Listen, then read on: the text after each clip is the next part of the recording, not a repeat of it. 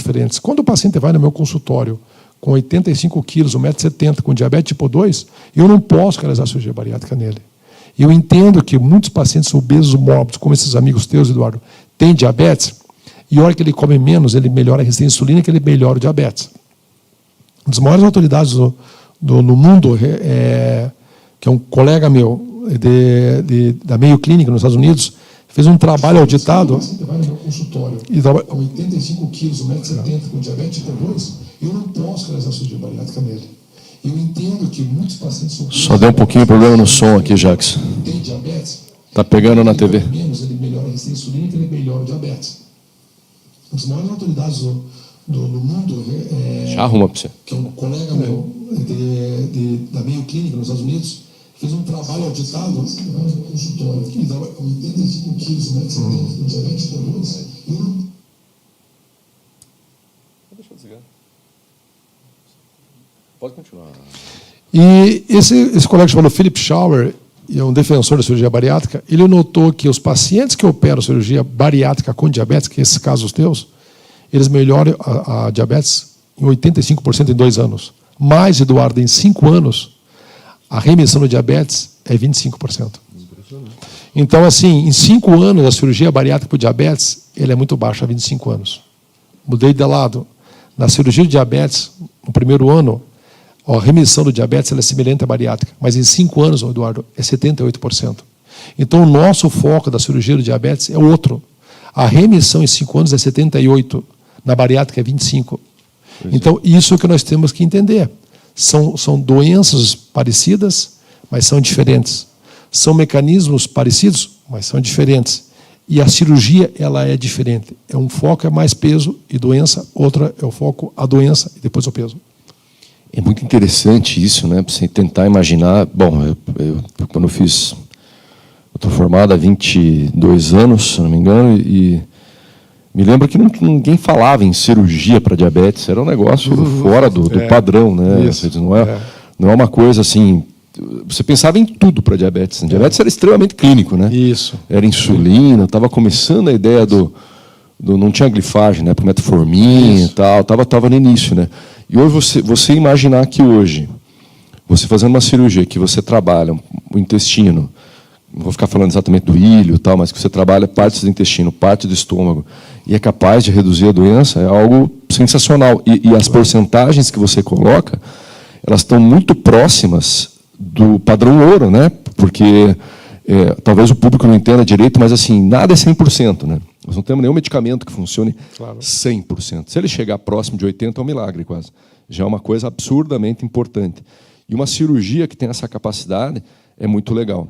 Agora, a cirurgia metabólica, ela é só para diabetes tipo 2, ou ela funciona também com colesterol, triglicérides, ela melhora outros parâmetros, como a gente vê da cirurgia bariátrica? Ela tem uma potência maior que a cirurgia bariátrica. Nós temos que entender que nós estudamos que o mecanismo, a fisiopatologia da doença metabólica, quando a gente diz cirurgia do diabetes, talvez porque tem um termo mais acessível a todos, cirurgia de diabetes, mas a cirurgia chama-se metabólica.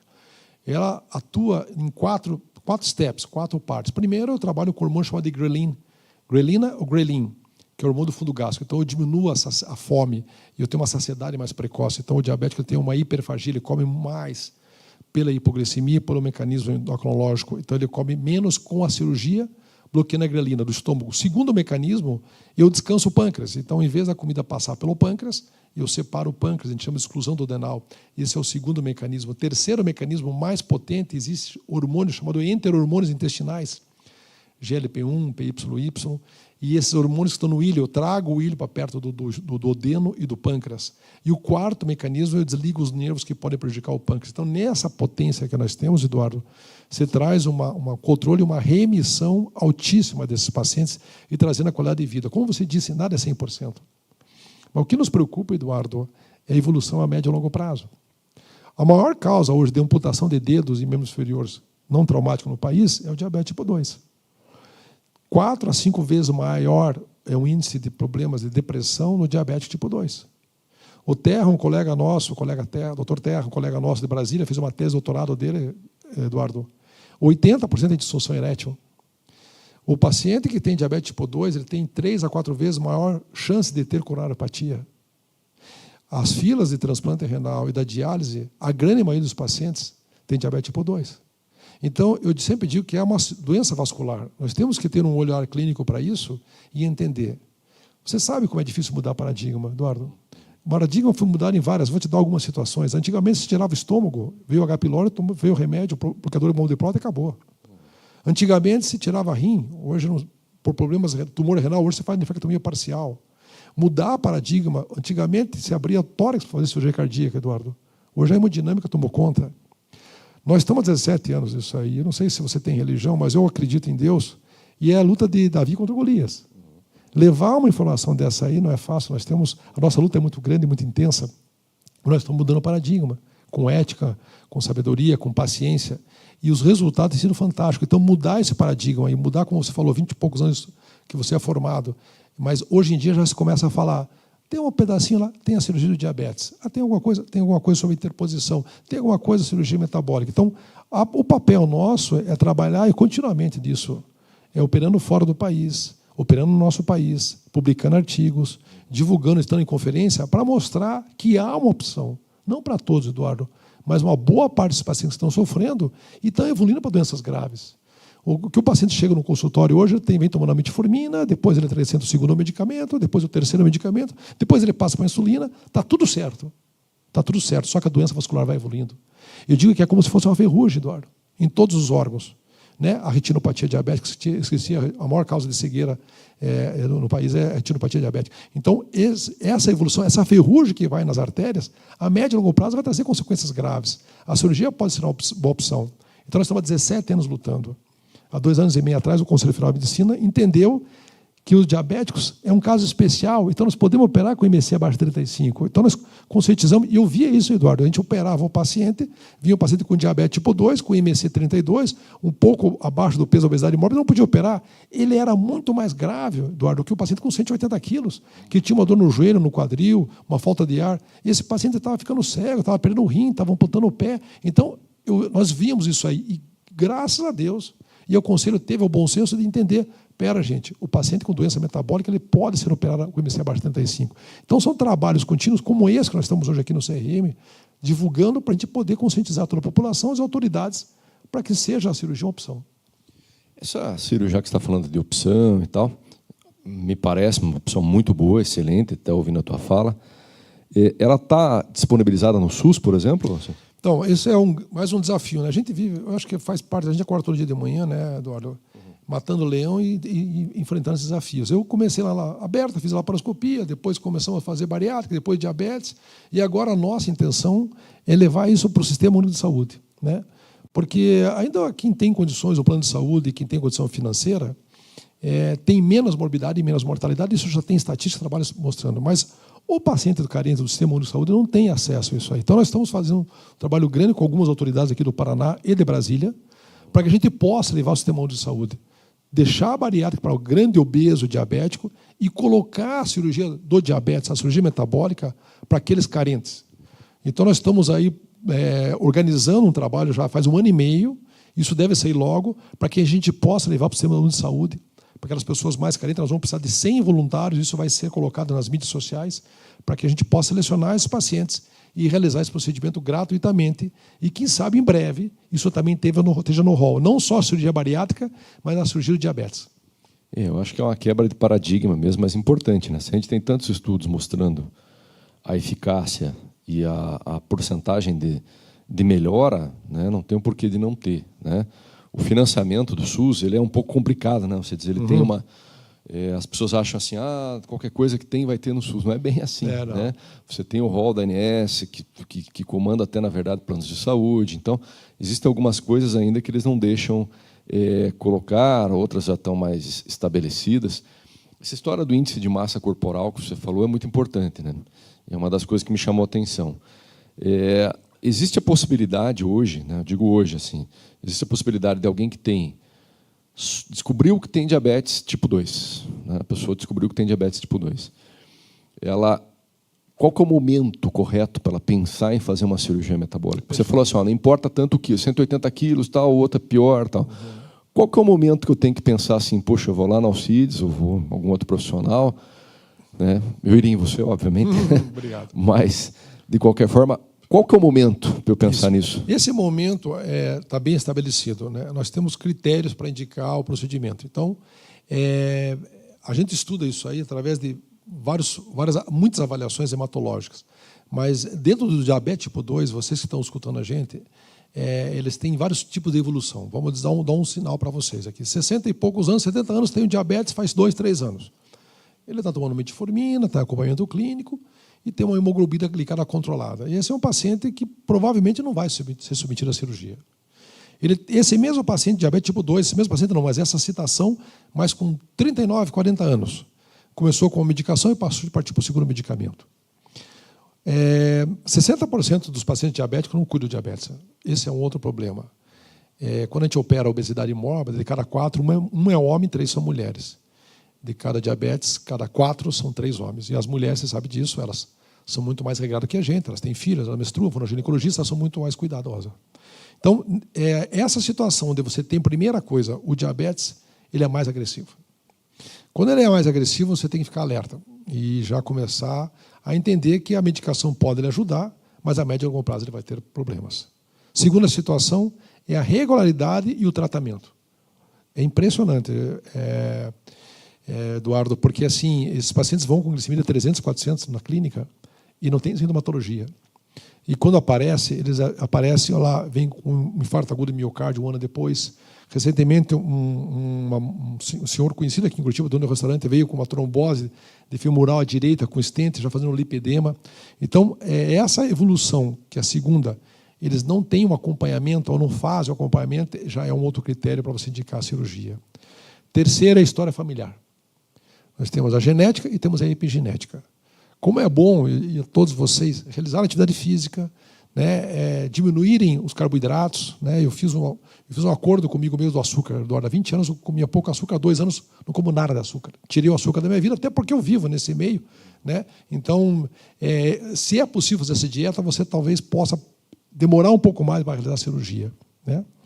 Quarto, se tem um controle clínico rigoroso, se é uma pessoa esclarecida e diabetes mais agressivo. E esse pode ser que não seja uma indicação. Então, esses são os critérios básicos. A partir disso, eles nos procurando, nós vamos fazer um teste hematológico. Primeiro, vamos descartar se tem anticorpos contra a insulina. Segundo, ver a reserva pancreática, através do petídeo C. E na terceira situação, nós temos curvas que a gente faz 3, 4 horas em alguns laboratórios em Curitiba, onde ele fica colhendo em vários momentos, Eduardo.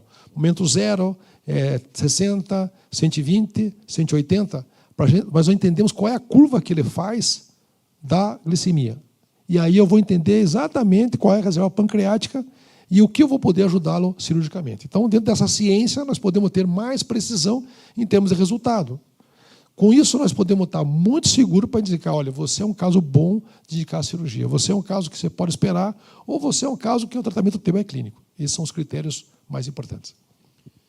Quando a gente, agora mudando um pouco, assim, só quando a gente faz cirurgia bariátrica, os cuidados são enormes, né? Ou seja, tipo, eu vejo meus amigos assim, tem funcionários também que fizeram cirurgia bariátrica, mas para peso, não cirurgia metabólica.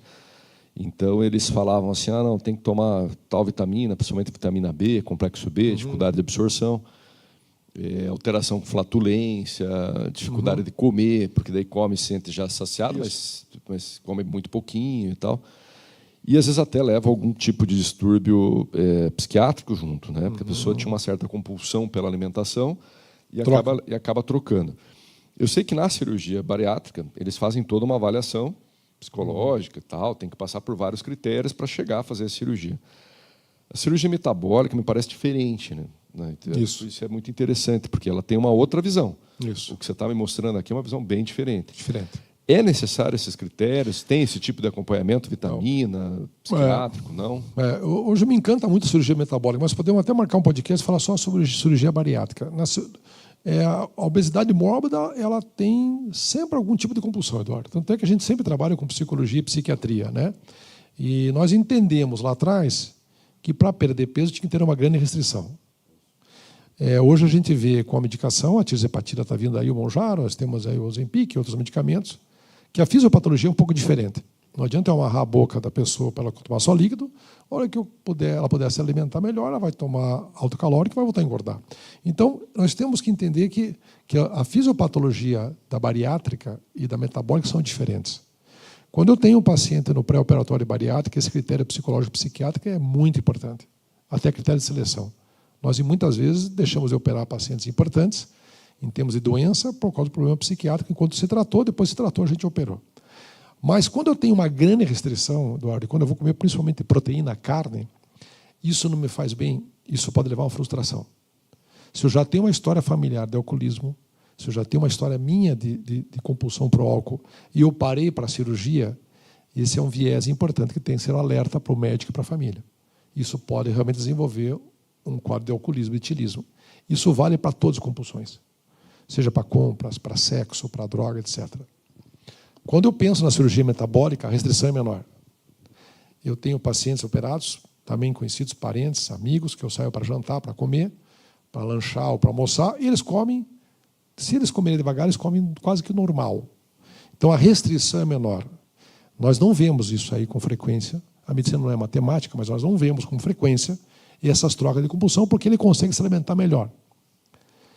Segundo, quando eu realizo uma cirurgia bariátrica, Eduardo, eu tenho um grande desvio intestinal, que é no jejum. Então, isso acaba alterando muito a de absorção.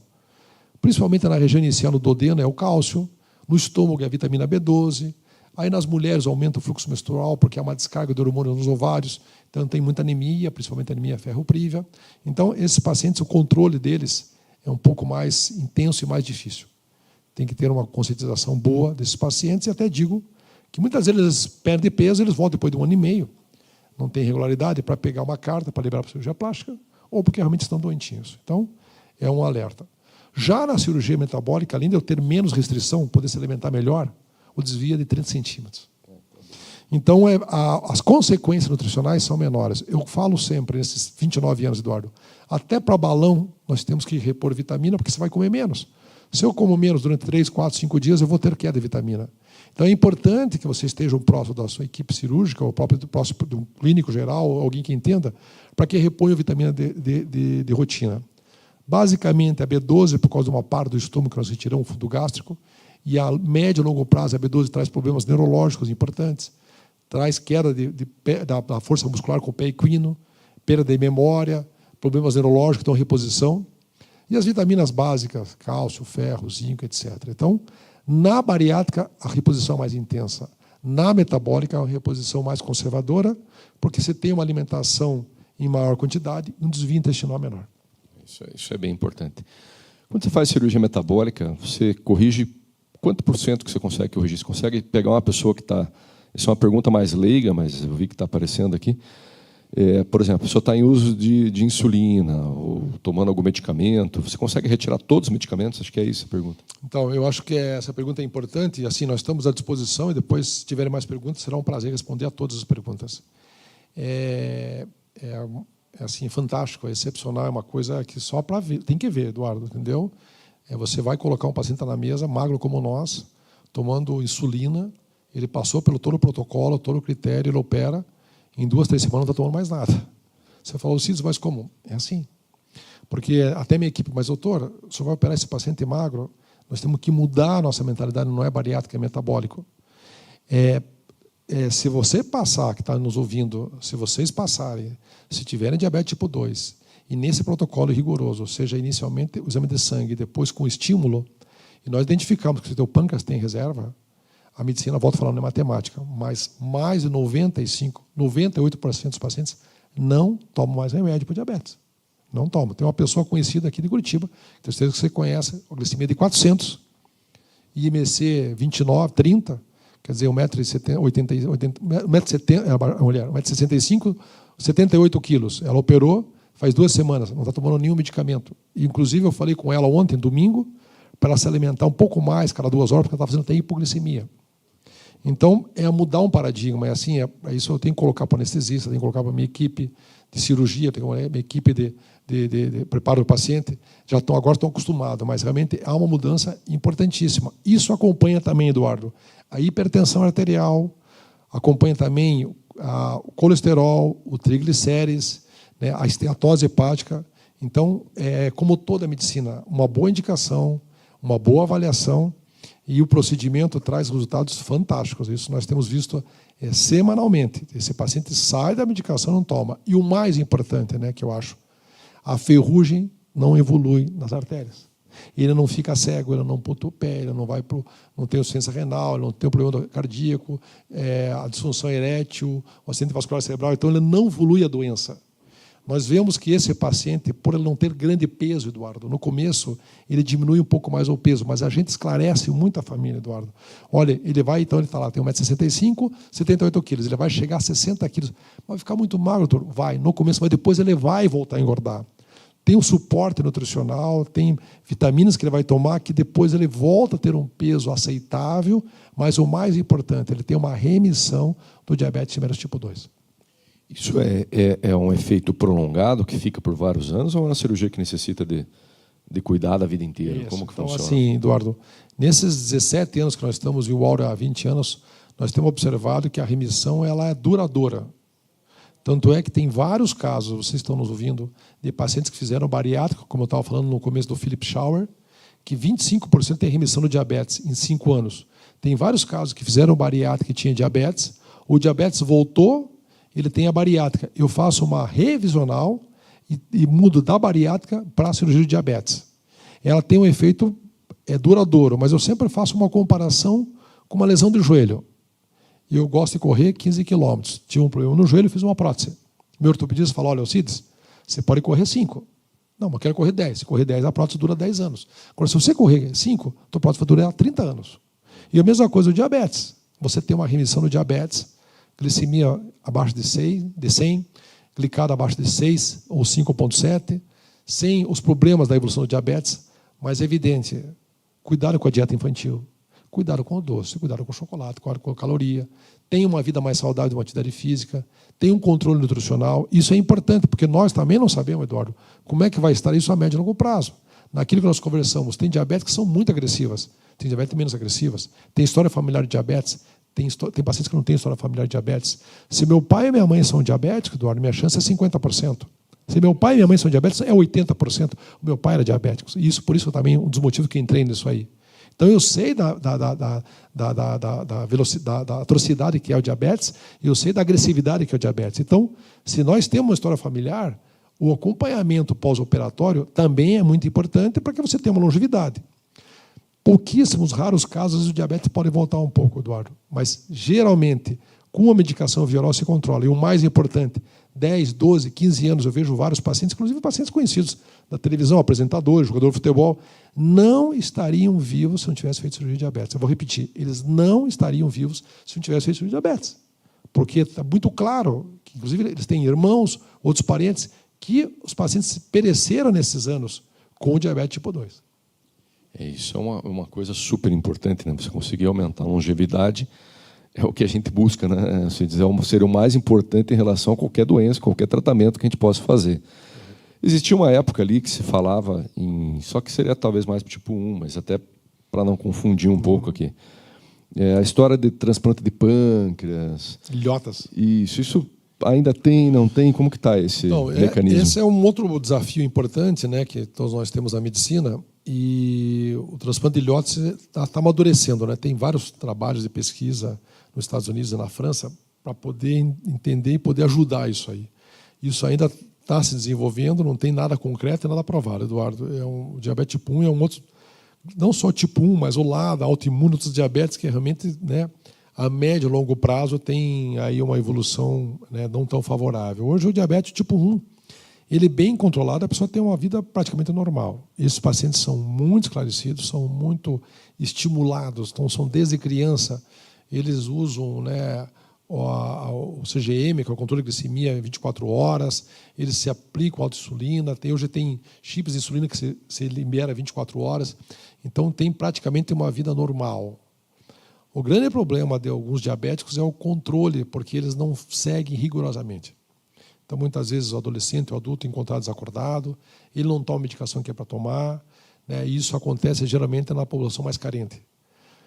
O tipo 1 é esse problema. O tipo 2 tem um pouco menos, por isso que nós estamos aí desenvolvendo esse trabalho para poder, no tipo 2, não ainda no tipo 1, desenvolver esse procedimento para o Sistema Único de Saúde. Então, você acredita que isso vai chegar no SUS mesmo? Assim? Você acha que vocês estão fazendo um trabalho bacana, mas você acha que realmente o que falta ainda para chegar lá? As coisas a gente tem as ideias e tem muita ideia, né? A cabeça a gente não para, mas a gente tem que para concretizar esses objetivos a gente tem que trabalhar dia a dia, né, Eduardo?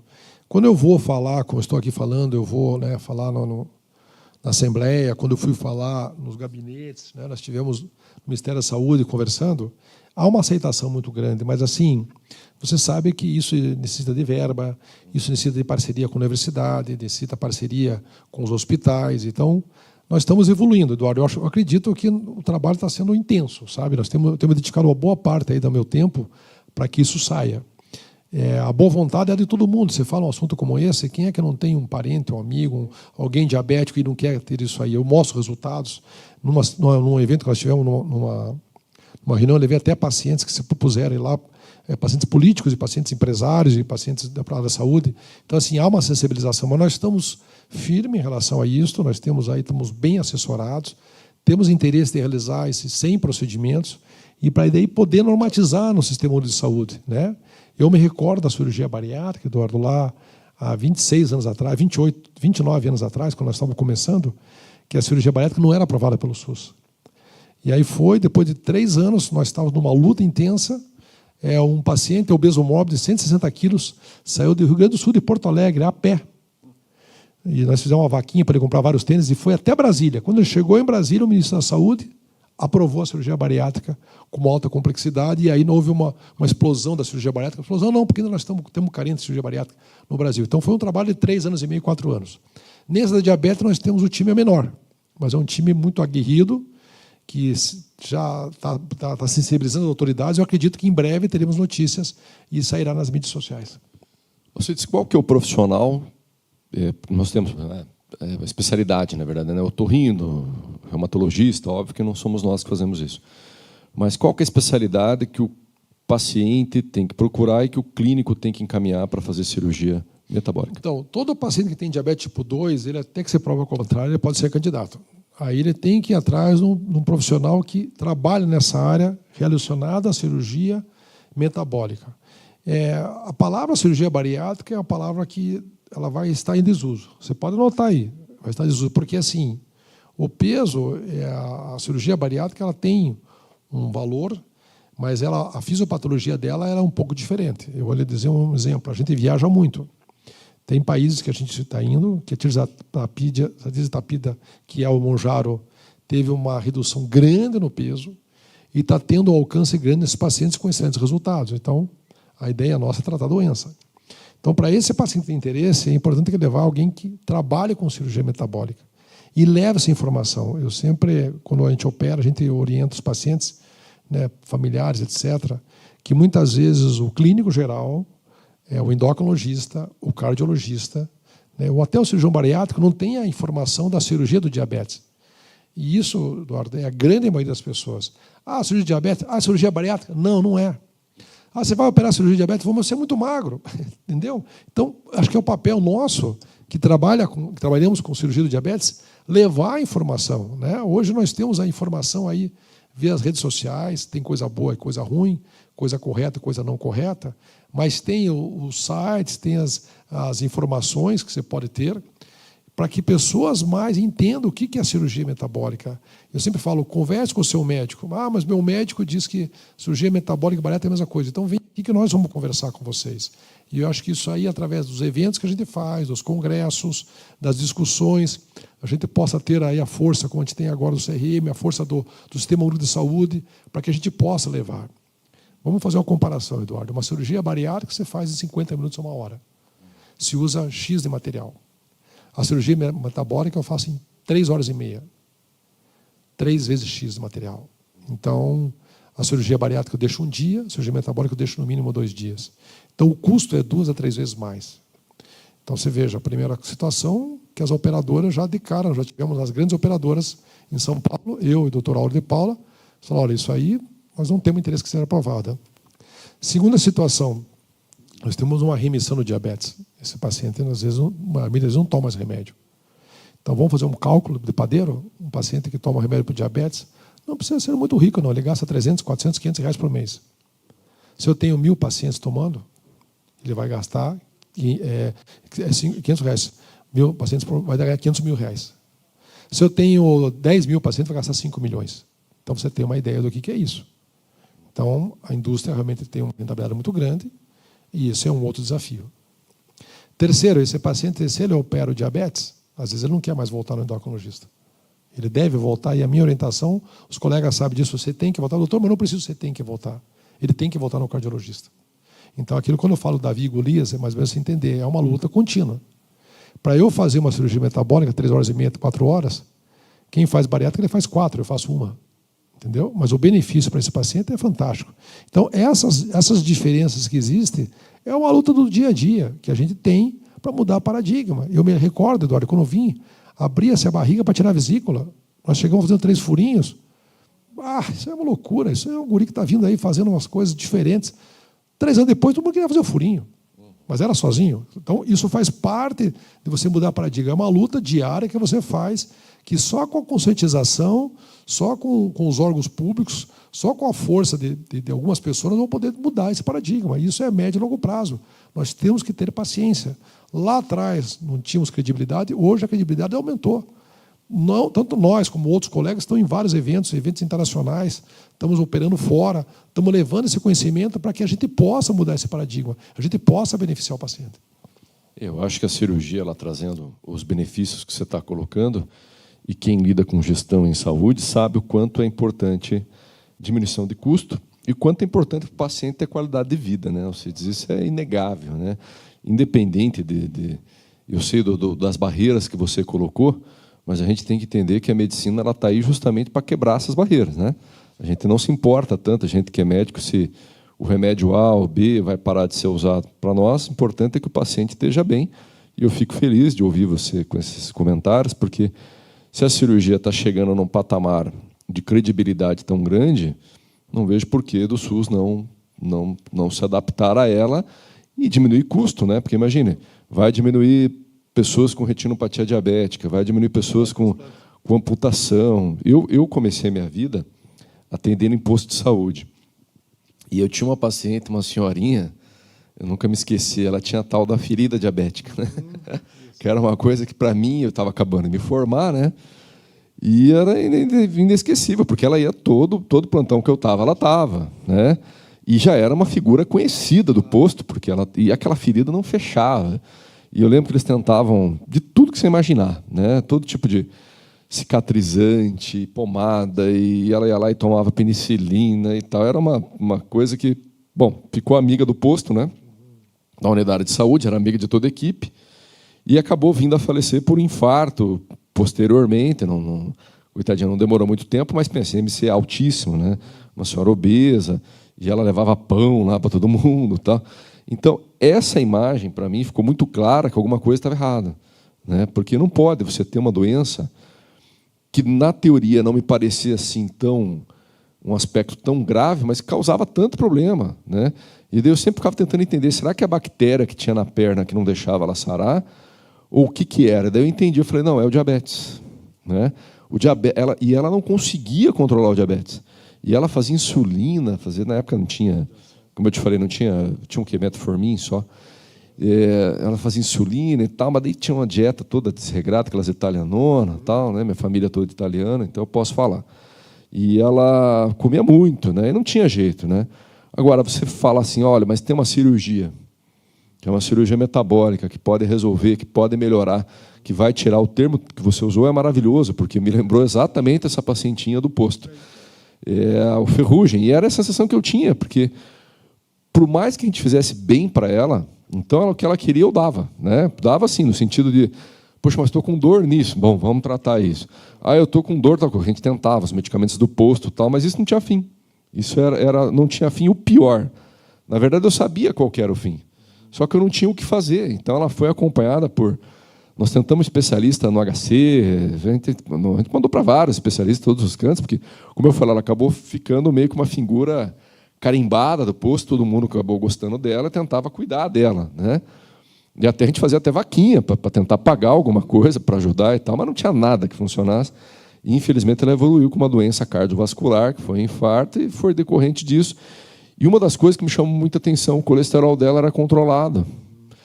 E daí eu não consegui entender direito por que acabou infartando, tal, mas era óbvio, pelo diabetes, era diabetes tipo 2, né? Era uma alteração vascular. Aí eu te pergunto assim, o que você espera, Alcides? Você que é um cara que trabalha com isso, que está trazendo isso mais fortemente, é o nome do Paraná, obviamente, né? Além de ser nosso amigo, mas é o nome, por isso que eu falei logo de cara, ó, importante porque nós estamos trazendo alguém que tem notoriedade, não estou trazendo alguém que está começando, estou trazendo alguém que criou a história praticamente. O que você espera do futuro para a tua cirurgia metabólica? Esse caso que você contou, todos nós aí estamos, os médicos estão escutando, deve ter uma história semelhante, né? Eu tive o meu pai que teve um problema de diabetes, amputou o pé, e eu sei como é que é isso aí exatamente, então de casa, né? Então mais um desafio para mim na minha vida. Nós temos um vídeo de um paciente, nós fazemos um curso eventualmente, e aí as empresas patrocinam, a gente consegue operar os carentes nos bons hospitais de Curitiba, e aí a gente consegue operar gratuitamente.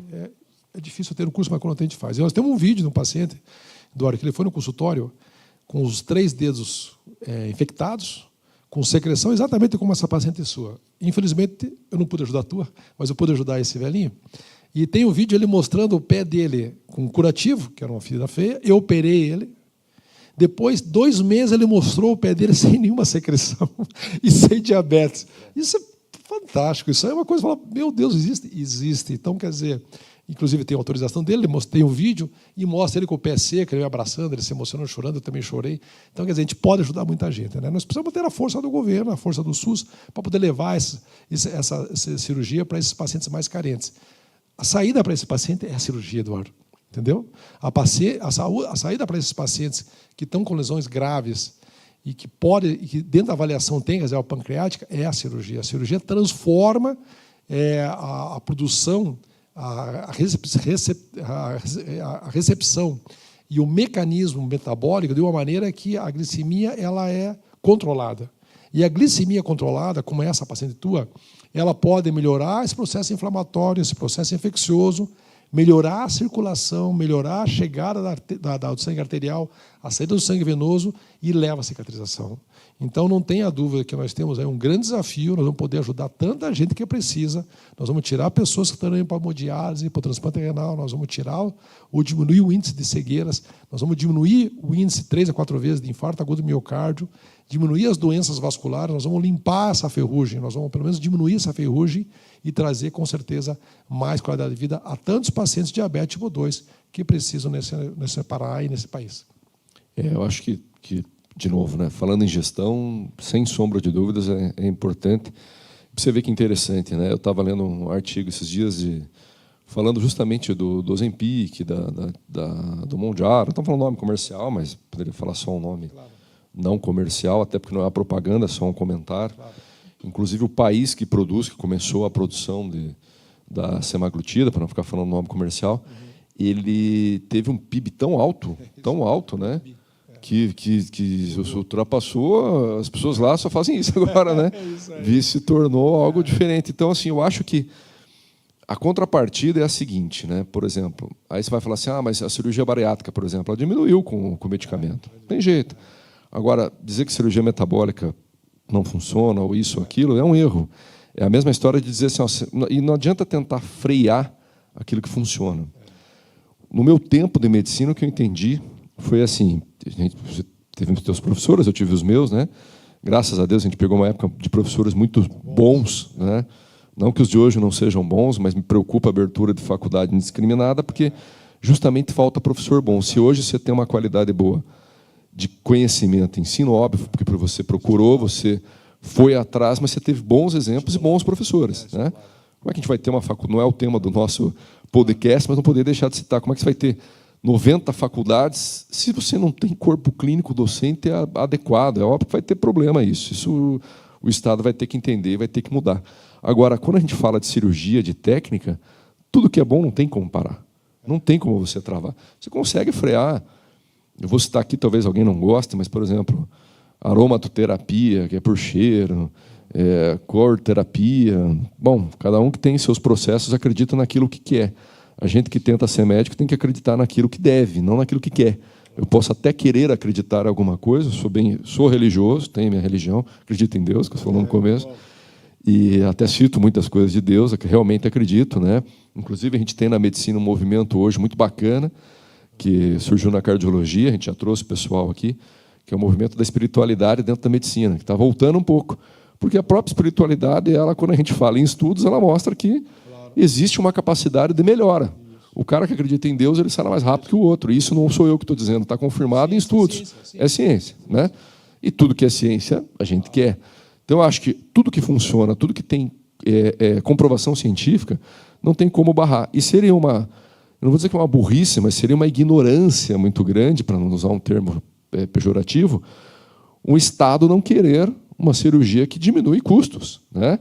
E a indústria, ela se adapta, ela vai ter outras maneiras de vender, como eu acabei de falar, por isso que eu falei, ela vai vender o Mundial, vai vender a semaglutida, a tirzepatida, ela vai vender de outra forma, dentro da otorrino. A tirzepatida foi a única liberada agora nos Estados Unidos para ronco, por exemplo. Ela entrou no nosso protocolo de... Isso, a gente faz um monte de cirurgia para ronco, mas é o primeiro remédio liberado. Então, as coisas mudam, né? Eu espero, sinceramente, que não por causa do nosso podcast, mas também por causa do podcast, que os secretários de saúde, a gente tem muita amizade com o César Neves, com o Beto Preto, o pessoal que está por aqui, mas também que os ministros da saúde entendam essa mudança. Aí entra com o SUS, aí entra uma série de outros financiamentos, né? O Brasil ele tem uma... As pessoas não entendem muito bem, acham que as coisas funcionam só no posto lá de saúde, mas é completamente diferente. Nós temos um sistema incrivelmente complexo para aprovação do medicamento ou de uma cirurgia, seja lá o que for, que vai desde a Anvisa, e para chegar no SUS ela leva um caminho absurdamente grande, né? Passando por conselhos de saúde, passando por comissões nacionais de saúde. Então, espero que você e todos que têm feito isso vençam essa batalha. Eu acho que todos saem ganhando. Outras especialidades vão estar agregadas junto. Você mesmo falou, olha, a gente encaminha para o endócrino, nós não queremos nenhuma dificuldade, até porque não tem que ter dificuldade, né? O foco principal sempre é o paciente, né? O médico ele se forma para isso, né? A gente não quer que...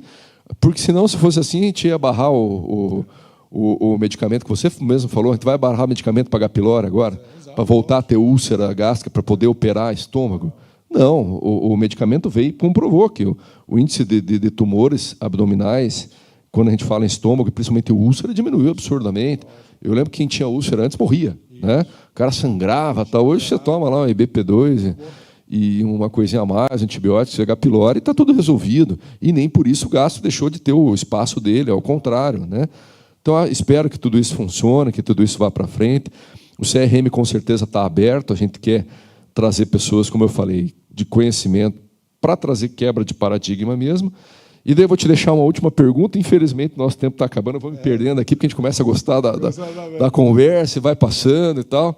Tenho certeza que muita gente vai querer assistir depois.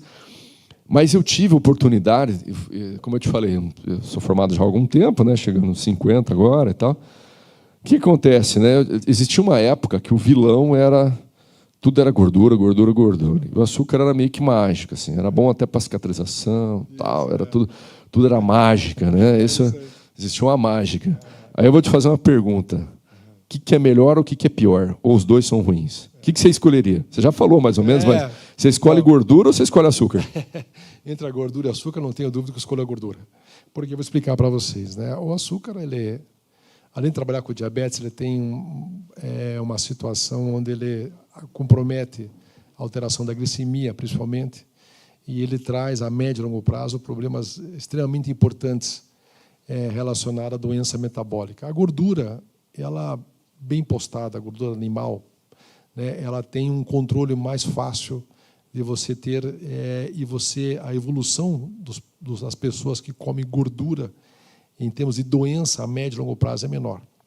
Eu sempre tive uma dieta regrada, até por essa história familiar e porque eu trabalho como médico, a minha obrigação, talvez por ser cristão, assim, me deram um corpo. Eu falo assim, cuida dele, eu vou te dar só um, eu vou te dar dois. Então, eu tenho por hábito, né, acordar muito cedo e fazer atividade física todos os dias e me cuidar bem da alimentação. Há 20 anos, Batistella, eu como pouco açúcar.